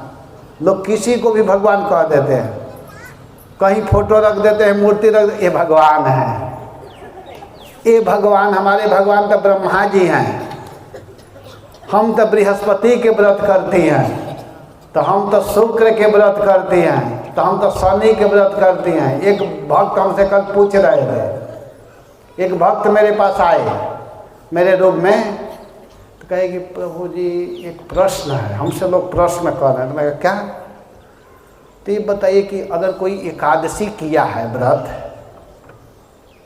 और द्वादशी है, द्वादशी में पालन कर रहा है, और उसी दिन बृहस्पति आ जाए, बृहस्पति चढ़ाई कर दे उसके ऊपर, तो फिर उसको क्या करना चाहिए? पालन करना चाहिए कि नहीं करना चाहिए? बहुत बड़ा झंझट है। माता जी तो करती है ना, बृहस्पति एक व्रत होता है बृहस्पति, और उस बेचारा का प्रश्न क्या किया जाए बताइए कि द्वादशी का पालन किया जाए कि ना किया जाए? मैं कहा कि क्यों नहीं किया जाए? तो बृहस्पति भी सामने खड़ा है। मैं कहा कि चुपचाप पालन करना चाहिए, भोग लगा करके भगवान को खाना चाहिए। समझ में आया? कोई व्रत करने की आवश्यकता नहीं है, बृहस्पति करने की जरूरत है, ना शुक्र करने की जरूरत है, ना शनि बुलाने की आवश्यकता है। प्रभु क्या करना है? केवल एक ही व्रत करना है, वो क्या है? एकादशी। एकादशी व्रत जो कर रहे हैं ना, उसमें सारा व्रत आ जाता है। अब जिसको मालूम नहीं है, जो कम बुद्धि के लोग हैं, वहीं ऐसा झंझट में पड़े रहते हैं। हमारे जिसके पास में 2000 का नोट चल रहा है कि बंद हो गया है? 500 का नोट अगर जिसके पास में है, मान लो बंद हो गया तो छोड़िए उसको। 500 का नोट जिसके पास में है, उसके पास 200 का नोट है कि नहीं? अगर किसी के पास में 500 रुपया है तो उसमें 200 भी है, 100 भी है, 50, 20, 10, 5, 2, 1 सब उसमें है कि नहीं? और जिसके पास में 1 रुपया है केवल, और उससे कहा जाए कि तुम 10 रुपया दो, तो कहाँ से देगा? नहीं ना दे पाएगा। लेकिन जिसके पास में 500 का नोट है, 500 का, उसके पास में 1 रुपया भी है, 10 रुपया भी है। इसी तरह जो एकादशी व्रत कर रहे हैं, तो उसके भीतर सारा व्रत घुसा हुआ है। अब अलग से कोई व्रत करने की आवश्यकता नहीं है। ये ध्यान दे करके सुनिएगा। ध्यान दे वो तो हमारे भक्त लोग हंसते हैं, लेकिन ध्यान दिलवाना पड़ता है। ध्यान दे करके सुनो। मतलब क्या है कि अलग से व्रत करने की आवश्यकता नहीं है। एक ही व्रत में सारा व्रत आ गया। और बहुत कुछ व्रत और भी है जो करना चाहिए। जैसे एक व्रत परसों दिन आएगा, जानते हैं? उस व्रत का नाम आप लोग को मालूम है? नहीं मालूम है? इसको जरूर करना चाहिए। गौर पूर्णिमा, चैतन्य महाप्रभु परसों अवतार लेंगे, तो उस व्रत को करना चाहिए। उसको दिन भर किया जाता है, सुबह से लेकर के सूर्यास्त तक। जब सूर्य उदय हुआ, चंद्र उदय जब होता है, चंद्र उदय, सूर्य जब डूबते हैं और चंद्रोदय जब होते हैं, उसी समय महाप्रभु का अवतार हुआ है, चैतन्य महाप्रभु का अवतार। तो उस व्रत को करना चाहिए। फिर एक व्रत है रामनवमी। भगवान राम का जो जन्म है और कृष्ण जन्माष्टमी, ये 3 व्रत करिए। कौन कौन व्रत? कृष्ण जन्माष्टमी वो आता है कब मालूम है? भाद्र मास के कृष्ण पक्ष अष्टमी तिथि को, उस दिन भगवान कृष्ण जन्म लेते हैं। तो उस दिन व्रत सबको करना चाहिए, बच्चा, बूढ़ा, जवान, रोगी, सबको करना चाहिए कृष्ण जन्माष्टमी। और दूसरा व्रत क्या है? रामनवमी। रामनवमी कितने तारीख को है? 17 अप्रैल को है। उस दिन सबको व्रत करना चाहिए। और एक व्रत परसों है जिसको गौर पूर्णिमा कहते हैं, चैतन्य महाप्रभु।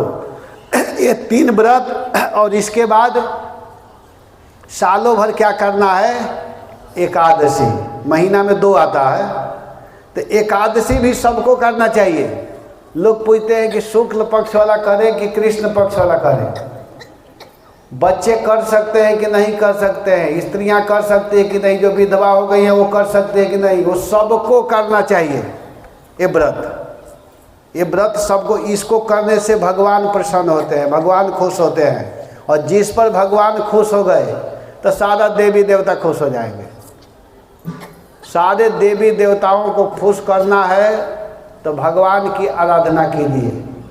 हरे कृष्णा कृष्णा कृष्णा हरे हरे, हरे राम राम राम हरे हरे। भगवान के सामने जितने देवी देवता हैं वो सब कैसे काम करते हैं? जैसे अगर इस गांव में प्रधानमंत्री आ जाएं तो जितने मंत्री लोग, विधायक, सांसद जो हैं, सब, किसी को फ़ोन नहीं करना पड़ेगा, वो अपने आप दौड़ते हुए आएगा, क्योंकि सभी पद उसके नीचे है। अगर जिस जगह पर प्राइम मिनिस्टर का आगमन हो रहा है तब ये नहीं कहना पड़ेगा कि यहाँ मुख्यमंत्री साहब आएंगे कि नहीं, यहाँ के लोकल जो विधायक साहब हैं, सांसद साहब हैं, आएंगे कि नहीं, उनको आना ही पड़ेगा और सब लोग खड़े हो जाएंगे। वैसे ही कृष्ण के जब नाम लेते हैं ना आप लोग, तो कृष्ण का नाम लेते ही सारा देवी देवता खड़े हो जाते हैं आपके पास, हाथ जोड़ करके कि महाराज कोई आदेश कीजिए, क्या करना है। हरे कृष्णा हरे कृष्णा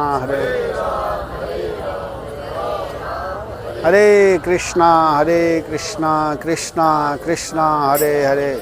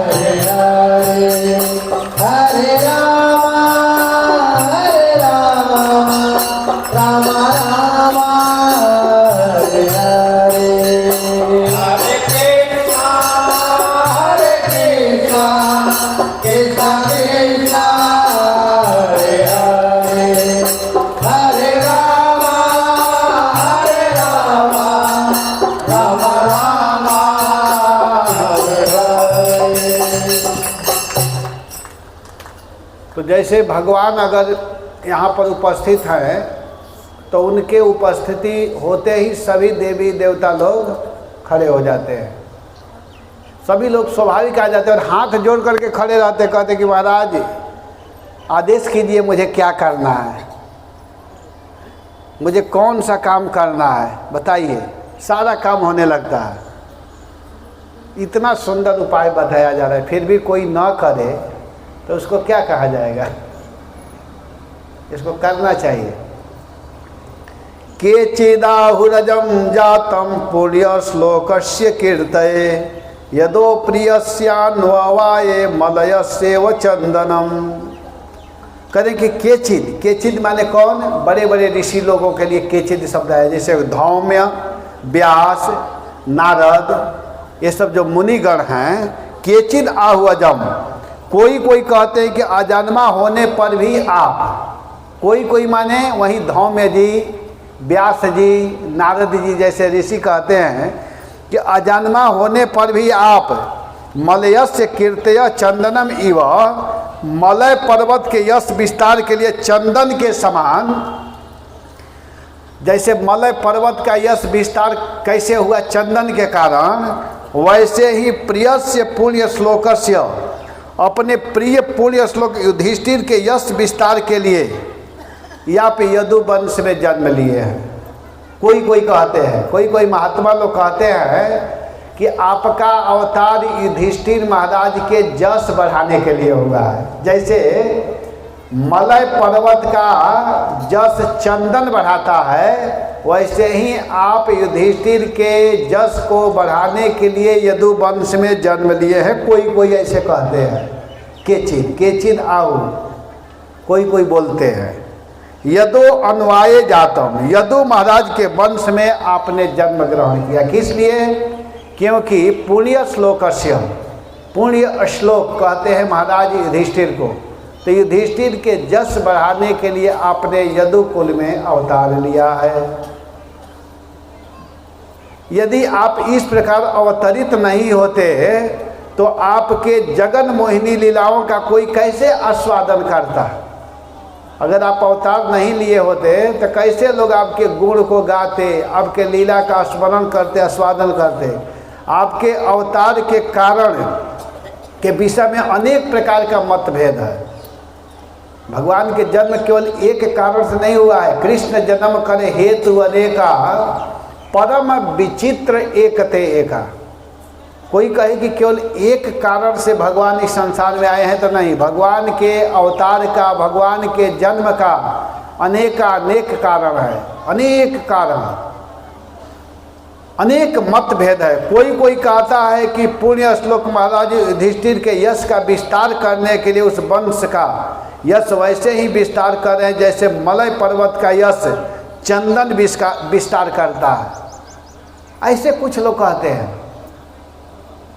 तो आपका अवतार महाराज युधिष्ठिर के यश को बढ़ाने के लिए हुआ है।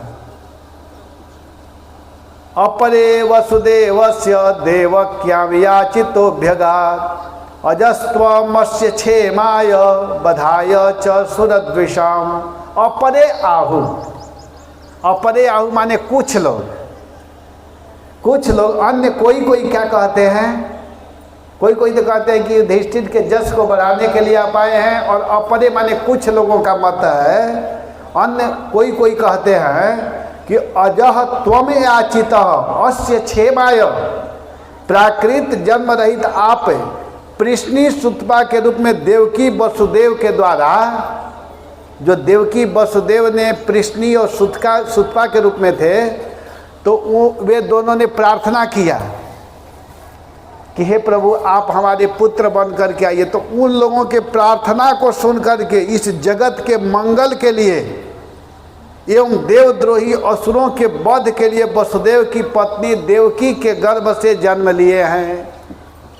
कोई अपरम माने कोई दूसरे लोगों का मत है कि कृष्णी और सुतपा ने प्रार्थना की और उनके प्रार्थना से आप उनके पुत्र बन करके आए और दुष्टों का संहार करने के लिए ही आपका अवतार हुआ है। कुछ दूसरे लोगों का मत ऐसा है। जन्म लिए, अजह जन्म रहित होकर के आप पुत्रत्व को प्राप्त किए। जो जन्म से रहित हैं, आप जन्म रहित हैं, लेकिन आपने किसी के प्रार्थना को सुन करके आप पुत्रत्व रूप में उनके पुत्र बन करके आए। अभित्वम इति भी, अर्थात सुगमता पूर्वक इनके पुत्रत्व को स्वीकार किए, आप बेटा बन गए। वसुदेव और देवकी पूर्व जन्म में सुतपा और कृष्णी के रूप में प्रार्थना किए थे। इस जगत के मंगल के लिए आपने पुत्रत्व को स्वीकार किया। आप इसलिए आए कि आपके आने से जगत का कल्याण होगा, जगत की हित, जगत का भलाई। तो आप दूसरे के हित के लिए ही तो इस संसार में आते हैं। आप जगत के हित करना चाहते हैं, कल्याण करना चाहते हैं, इसलिए आपने इस रूप में जन्म लिया है, अवतार लिया है। ऐसा कुछ लोगों का मत है, कुछ लोग ऐसे मत दिए हैं। भगवान के जन्म का देखिए कितना कारण बन रहा है। भगवान क्यों आते हैं? तो यहाँ पर आगे का श्लोक में कह रहे हैं कि भारावतारणायान्ने भो नावो इवो दधौ सदीन्त्या भूरि भारेण जातो ह्यात्म भुवार्थित। अन्य आहु, अन्य लोगों का मत है, अन्य और कुछ लोगों का मत है, कुछ लोग कहते हैं कि उदधौ नाव इव भूरि भारेण सिदंत्या भुव, समुद्र में अत्यधिक भार से डूबती हुई नौका के समान, जैसे समुद्र में ज़्यादा भार हो जाए, वजन हो जाए, तो वह नौका समुद्र में डूबने लगता है। समुद्र में ज़्यादा भार होने पर नौका डूबने लगता है। वैसे ही इस पृथ्वी पर असुरों का भार बढ़ गया था, बहुत असुर जन्म ले लिए थे। असुर किसको कहते हैं बताइए? राक्षस कौन है? राक्षस उसको कहते हैं, असुर उसको कहते हैं कि जिसको खान पान का ज्ञान नहीं है, जो उल्टा सीधा काम करते हैं, वही राक्षस है, वही असुर हैं। और ऐसे असुर जब बढ़ जाते हैं तब भगवान को आना पड़ता है। असुर लोग क्या करते हैं? किसी को मार देते हैं, किसी को खा जाते हैं, विचार ही नहीं करते हैं किसी भी जीव को। जैसे जीव चल रहा है, बताइए अब बकरा कौन गलती किया है? उसको पकड़ करके काट देते हैं और काट करके खा जाते हैं, उसको असुर ही कहा जाता है। कोई मुर्गा को काट करके खा जा रहा है, ये सब खाने के लिए नहीं है। इन लोगों का भी अधिकार है जीने के लिए, ये लोग जीने के लिए आए हैं इस संसार में। लेकिन लोग ऐसे जीवों को जब अत्यधिक खाने लगते हैं, जहाँ बहुत ज़्यादा पाप होने लगता है, तो अत्यधिक पाप जब बढ़ जाता है तब पृथ्वी उस पाप को सह नहीं पाती है। पृथ्वी सबसे ज़्यादा डिस्टर्ब कब होती है, घबराती कब है? जब उपद्रव ज़्यादा होने लगता है, उत्पात जब ज़्यादा होने लगता है। धाम में जा कर के अगर कोई पाप करते हैं, तीर्थों में जा कर के कोई गलत कार्य करते हैं, तो इससे पृथ्वी घबरा जाती है और उस समय भगवान के शरण में जाती है। गाय के रूप धारण करके प्रभु के पास जाती है और भगवान के चरणों में जब सभी देवता लोग प्रार्थना करते हैं तो सबके दुख को दूर करने के लिए, पृथ्वी के भार को उतारने के लिए भगवान को आना पड़ता है। असुरों की भारी बोझ से पीड़ित पृथ्वी के भार उतारने के लिए स्वयंभू ब्रह्मा के द्वारा याचित होकर के ब्रह्मा जी जाकर के प्रार्थना करते हैं। ब्रह्मा जी ही सबसे बड़े व्यक्ति हैं इस संसार में। भगवान के बाद अगर कोई दूसरा है तो ब्रह्मा जी हैं। जितने देवता आदि हैं उन सबसे बड़े ब्रह्मा जी हैं। तो सब लोग पहले ब्रह्मा के पास जाते हैं और ब्रह्मा जी क्षीर समुद्र के तट पर जा करके भगवान के चरणों में प्रार्थना करते हैं। उनके प्रार्थना को भगवान डायरेक्ट सुनते हैं और फिर भगवान को अवतार लेना होता है। तो उनके प्रार्थना को सुन करके, ब्रह्मा जी के स्तुति को सुन करके, आत्मभुवेति ब्रह्म प्रार्थनस्य प्राधान्यम विवक्षया, प्रधान ब्रह्मा के प्रार्थना को सुन करके भगवान उसको देखते हैं और देख करके अवतार लेते हैं, इस संसार में आते हैं और आ करके दुष्टों का संहार करते हैं, भक्तों को आनंदित करते हैं। फिर भगवान को आना पड़ता है। भवेस्मिन् क्लिश्यमानानाम् अविद्या काम कर्मभिः श्रवण स्मरणार्हाणि करिष्यन्ति केचन। अस्मिन् भवे, इस संसार में, अस्मिन् भव, भव माने संसार, अस्मि माने इस संसार में अविद्या काम कर्म भी, अविद्या से उत्पन्न, अविद्या से क्या उत्पन्न होता है? देह के अभिमान के कारण। अविद्या उसी को कहते हैं। विद्या कहते हैं कि जो देह में अभिमान न करे, इसको तो विद्या कहेंगे।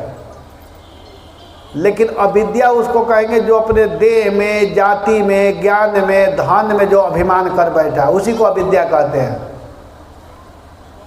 अविद्या, अविद्या का मतलब है जो विद्या न हो।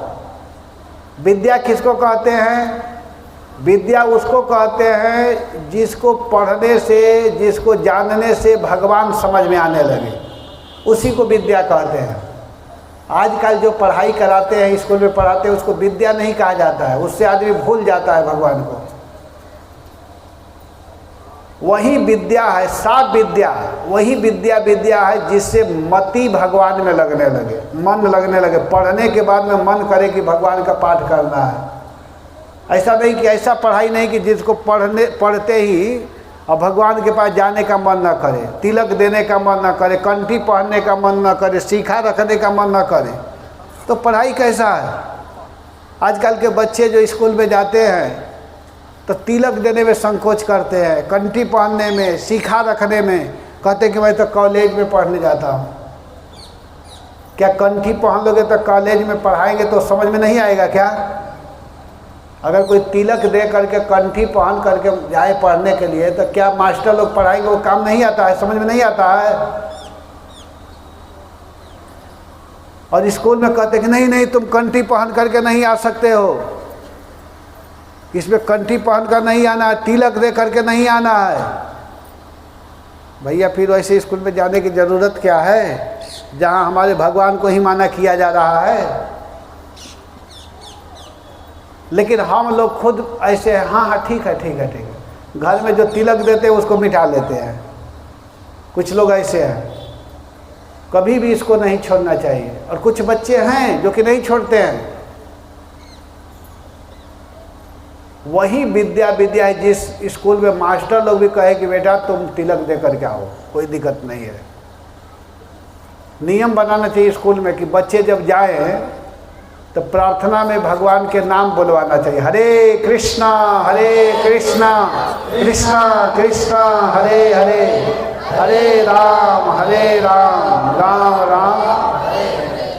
प्रभुपाद जी जब थे, अब ज़्यादा दिन नहीं रह पाए, नहीं तो उनका इच्छा था इंदिरा गांधी से मिल करके वो ये करना चाहते थे कि सांसद भवन में जब चालू हो मीटिंग तो सबसे पहले कुछ देर भगवान के नाम का कीर्तन किया जाए।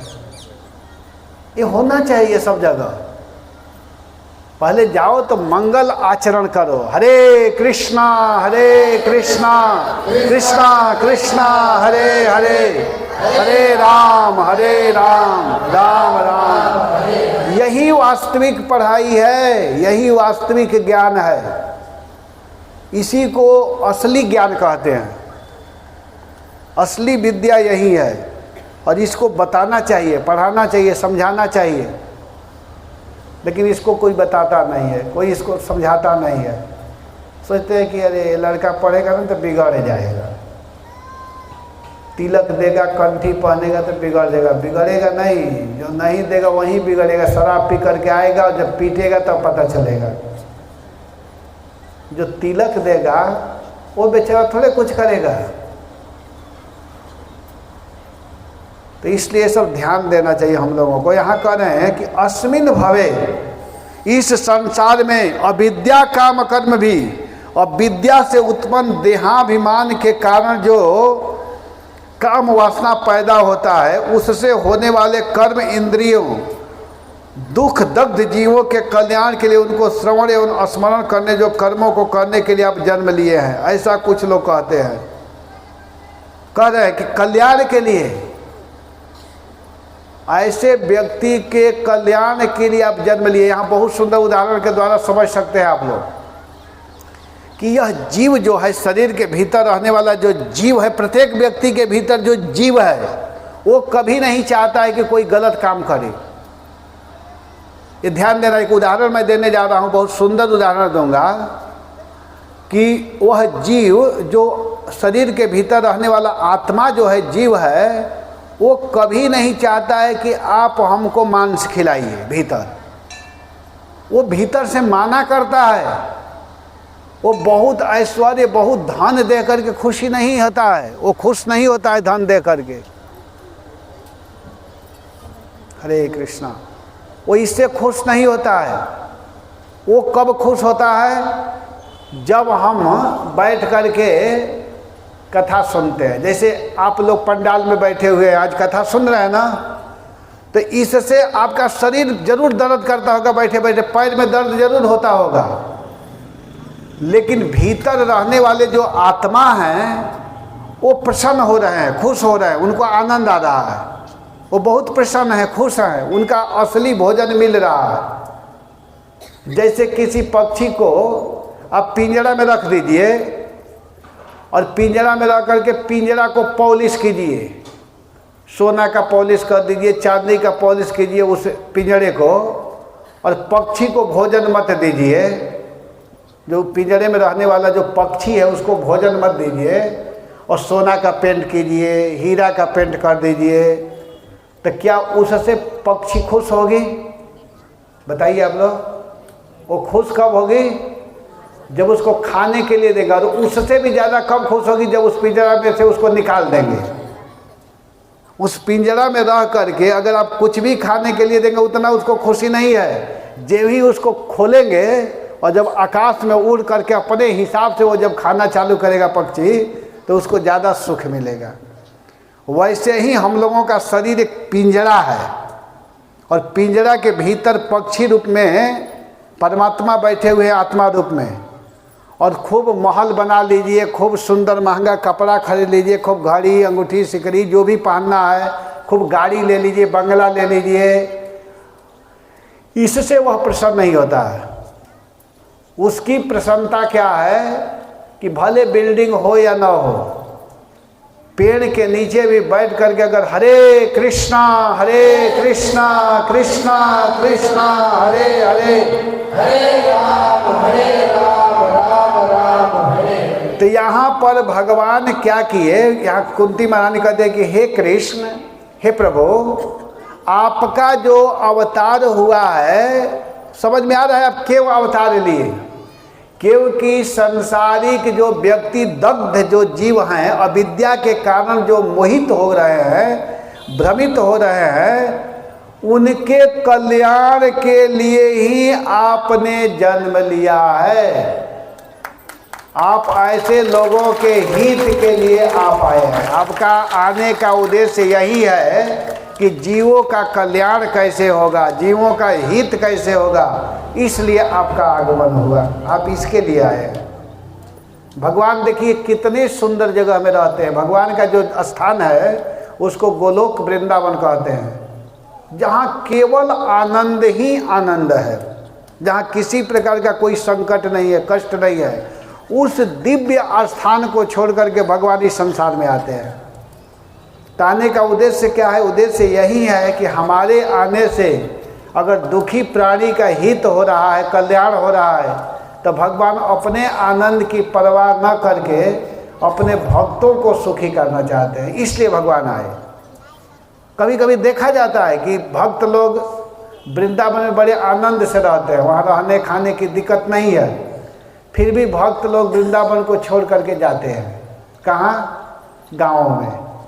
ऐसे ऐसे जगहों में जाते हैं जहाँ खाने की व्यवस्था नहीं है, कोई शुद्ध व्यक्ति नहीं है, मांसाहारी लोग भरे रहते हैं, अच्छा व्यवस्था नहीं, फिर भी वो बेचारे कीर्तन करते हैं, प्रचार करते हैं। क्यों करते हैं?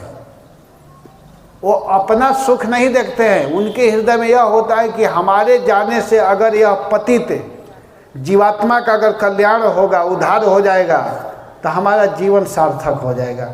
इसलिए वो महात्मा लोग वृंदावन से चल करके, धाम से चल करके आकर के लोगों के बीच में बैठते हैं, सुनते हैं। जिसको कुछ बोलने नहीं आता वो भी कुछ न कुछ बोलता है, कुछ न कुछ कहता है। ऐसे लोगों के कल्याण करते हैं। तो उनका उद्देश्य होता है कि कैसे जीव का हित होगा, कैसे जीव का कल्याण होगा, इसके लिए हमारे प्रभु के भक्त लोग विचरण करते हैं। और भगवान का भी आगमन इसी के लिए होता है। तो यहाँ पर कुंती महारानी बहुत सुंदर स्तवन करते हुए कहती हैं कि हे प्रभु, अपना मत कह रही है कि भवेस्मिन अविद्या अज्ञान जिससे कामना उत्पन्न होती है, कामनाओं के अनुसार कर्म करने से क्लेश प्राप्त होता है, ऐसे संसारिक क्लेशों से निवृत्ति एवं प्रेम भक्ति के सिद्धि के लिए आपका अवतार होता है। क्लेश निवृत्ति आपके अवतार के आनुषंगिक फल है, जैसा कि परवर्ती श्लोकों में कहा गया है। आपका दर्शन श्रवण कीर्तन का फल है, आपका दर्शन प्रेम द्वारा लभ्य है। यह प्रेम पद्धति श्रवण कीर्तन रूपा है। अगर भगवान को प्राप्त करना है तो कीर्तन श्रवण कीर्तन जले करय सेचन। श्रवण और कीर्तन के जल से आपको सिंचन करना चाहिए।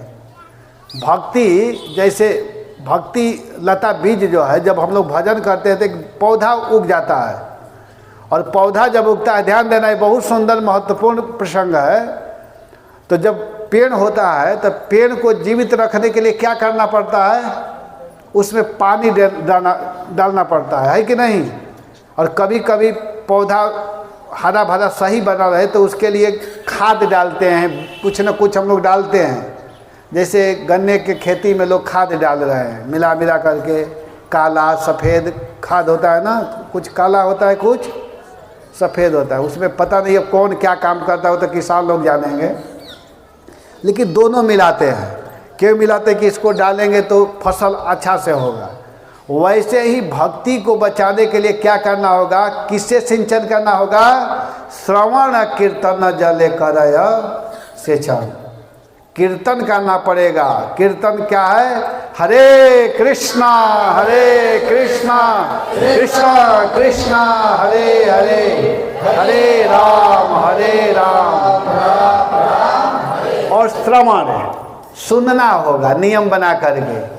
केवल यही नहीं, 2 घंटा ही नहीं, अपने घर में नियम बनाना चाहिए कि मैं रोज कम से कम आधा घंटा कथा सुनूंगा। और उसको सुनने की व्यवस्था क्या है? मोबाइल है कि नहीं? उसमें बड़ा सुंदर चैनल चल दिया है, बहुत अच्छा व्यवस्था है, लेकिन लोग उसको नहीं दबाएंगे। उसमें कथा आएगी तो उसको हटा देंगे, दूसरा चीज़ देखेंगे। कथा, अरे तो वही कहेंगे हरे कृष्णा बोलो, कौन सुनेगा? आता है, ये नहीं कि उसमें नहीं आता है, लेकिन जिसका अभ्यास नहीं है तो उसको हटा करके दूसरा चीज़ देखता है कि नहीं? अंगुली दिन भर उसी पर चलता रहता है, लेकिन इस अंगुली को माला पर चलाने के लिए कहा जाए तो मेहनत पड़ता है कि नहीं? अगर इस अंगुली को 2 और 3 को ऐसे माला पर पकड़ कर कहा जाए, बोलो हरे कृष्णा कृष्णा कृष्णा हरे हरे, हरे राम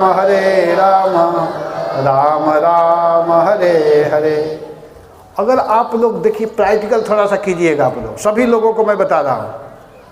क्या कीजिए कि कल सुबह आप लोग सभी लोग, किसी से बात नहीं करना है, सुबह में आप लोग 3:30 बजे उठिए और उठ करके स्नान कीजिए, और 4 बजते ही, जब ही 4 बजे या 4:10, 4 बजे बैठ जाइए अपने अपने रूम में, जिसका जैसा रूम है। और आप लोग प्रैक्टिकल करके कल बताइएगा। सुबह में उठना है और उठ करके क्या करना है कि बैठ जाना है, किसी से बात नहीं करना है। भगवान है तो भगवान के सामने या मंदिर में आइए अपने घर में, और बोल करके जब कीजिएगा हरे कृष्णा कृष्णा कृष्णा हरे हरे, हरे राम राम राम हरे हरे। इतना बोलिएगा कि जो शब्द आपको सुनाई दे कि हम क्या बोल रहे हैं। जल्दी नहीं करना है। और आप लोग 2 माला, सभी लोग 2 माला कल, बहुत ज़्यादा नहीं, कल 2 माला मतलब 216 बार, 108 बार बोलने पर 1 माला होता है, ठीक है ना? 216 बार बोलिएगा और कल बताइएगा कि कितना आपको सुख मिल रहा है। आपको इतना आनंद आएगा कि आप अनुभव भी नहीं किए होंगे। बहुत ज़्यादा आनंद मिलेगा। और इसको कंटिन्यू चालू कर देंगे प्रतिदिन, तो आप जो सोच रहे हैं ना, जो जो काम रुका हुआ है वो सारा काम अपने आप होने लगेगा, कुछ करना नहीं पड़ेगा, अपने आप होगा। अभी मैं कथा करने के लिए गया था, अलीगढ़ के पास में गांव है एक भटवाड़ा गांव है, बहुत अच्छा गांव है।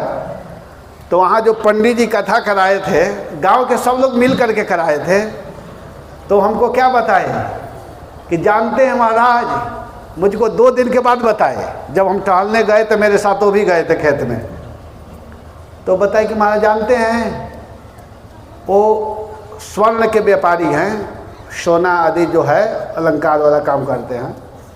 तो कहे कि मेरा पैसा बहुत दिन से रुका हुआ था, जो मेरे यहाँ से ले गया था वो पैसा दे नहीं रहा था, बहुत पैसा रुका हुआ था। और क्या हुआ कि जब आप कथा चालू किए, जिस दिन कथा चालू करते ही मैं कहा कि जो होगा भगवान की कथा मुझे करानी है। सुनिए ध्यान से सभी लोग, बड़ा महत्वपूर्ण चीज़ बता रहा हूँ। और मैं कहा कि जो होगा भगवान के हम शरण में हैं। और जब कथा चालू हुई उसी समय फ़ोन आया, तो फ़ोन आया तो एक बार बजा तो मैं फ़ोन नहीं उठाया, फिर बजने लगा, तो आपके सामने ही मैं बैठा था, बीच में उठा था, आप देखे? मैं कहा कि हाँ मैं देखा, लेकिन इतना थोड़े ध्यान देता हूँ अब कहाँ जा रहे हैं क्या कर। तो मैं गया उधर, तो उधर गया तो क्या बोला कि आप पैसा ले लीजिए। तो मैं कहा अरे मैं तो कथा में हूँ, तो आप अपना अकाउंट नंबर भेजिए। और मैं तुरंत भेजा, वो कितने दिन का पैसा रुका हुआ तुरंत मेरे पास आ गया। ये है भगवान की शक्ति। ये तो छोटा सा शक्ति, ये कुछ नहीं है, ये कुछ नहीं है। मैं केवल समझने उनकी बात में बता रहा हूँ। उस भक्त को इतना, वो इतने प्रसन्न थे, उनके घर के सब परिवार बच्चे सब लोग इतने खुश, इतने मस्त कि देख करके हम लोग को भी लगता था कि वास्तव में ऐसा ही होना चाहिए, है कि नहीं प्रभु? प्रभु जी है भक्ति परायण प्रभु, देखे हैं उनके घर, गए हैं हम लोग, बहुत अच्छे भक्त। तो ये भगवान के नाम की विशेषता है। कोई सोचे कि भगवान के नाम गाने से हमको घाटा लगेगा, तो नहीं, जपना चाहिए। और कल सभी लोगों को आना है। कल मालूम है क्या है, पता है? नहीं, होली नहीं है, बहुत बड़ा होली है, महाहोली कल है। क्या है मालूम है? महासंकीर्तन। कल हम लोग नगर संकीर्तन करेंगे। कितने बजे? सुबह। आप लोग कितने बजे यहाँ आ जाएंगे? समय है 8 बजे का। बताइए 8 बजे आएंगे कि 9 बजे? 7:45 बजे। 7:45 पर यहाँ आ जाना है सभी लोगों को। कितने लोग आएंगे? एक बार थोड़ा सा ऊपर कीजिए, देखता हूँ कौन कौन आने वाले। भगवान से किसका प्रेम है हाथ देखता हूँ। अनंग मोहन प्रभु खड़े हो जाइए, खड़े होइए आप। देखिए कितने लोग हाथ उठाए हैं, बैठ जाइए। सुनिए, कल जानते हैं कल नगर संकीर्तन होगा, ठीक है ना? मैं बीच में ही बोल देता हूँ। कल कीर्तन का समय, यहाँ से सब भक्त लोग कीर्तन करते हुए जाएंगे। आप ही के गांव में जाना है, वृंदावन नहीं ले जाऊंगा, चिंता मत कर। आप लोग मत घबराना कि पता नहीं कीर्तन करते हुए वृंदावन कहीं मत ले जाए।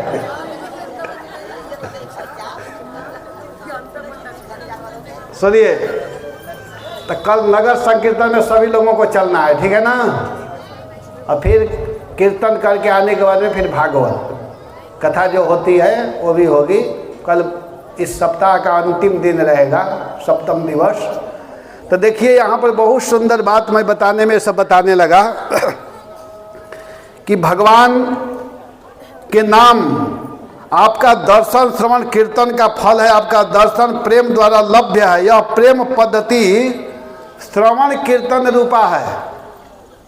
श्रवण कीर्तन जले करय सेचन। तो इसको अगर कोई करते हैं तो उनको परम सुख मिलता है, परम आनंद मिलता है। परम सुख को देने वाला, परम आनंद को देने वाला अगर कोई है तो वो है भगवान का नाम, भगवान का कीर्तन। इसी से सुख मिलेगा। कोई आकर कहते हैं कि हमको बताइए, मैं बहुत दुखी हूँ, हमारे ऊपर बड़ा कष्ट है, लोग आकर के माता जी हरे कृष्णा, शांति। लोग आकर के पूछते हैं, हाथ दिखाते हैं कि हमारा हाथ देखिए, हमारे हाथ में क्या लिखा हुआ है, हमारा कैसे मंगल होगा। तो सबका इलाज एक ही है। हमारे पास तो एक ही दवाई है, ज़्यादा मैं दवा रखता नहीं हूँ। ज़्यादा दवा नहीं कि इसको भी खाओ, उसको भी खाओ, उसको भी खाओ, ये कर लो, वो कर लो, पीपल में पानी डाल दो, वहाँ कर दो, वहाँ ले जा करके चढ़ा दो, थोड़ा ये करो, ये सब नहीं। एक ही दवाई है, उसको अगर कोई करेगा तो सारा समाधान हो जाएगा, सारा समस्या दूर। भगवान का नाम, भगवान का दर्शन, भगवान की कथा। इसीलिए कुंती महारानी कहती हैं कि करना क्या है, इसको निरंतर करना है। श्रृण्वन्ति गायन्ति गृह्णन्ति भीक्ष्णशः स्मरन्ति नन्दन्ति तवेहितं जनाः तयेव पश्यन्त्यचिरेण तावकम् भव प्रवाहो परमं पदाम्बुजम्। देखिए कितना सुंदर बात कहती है कि निरंतर, एक दिन नहीं, 2 दिन नहीं, 4 दिन नहीं, 2 बरस नहीं, 4 बरस नहीं, इस काम को निरंतर क्या करना है। श्रृण्वन्ति गाय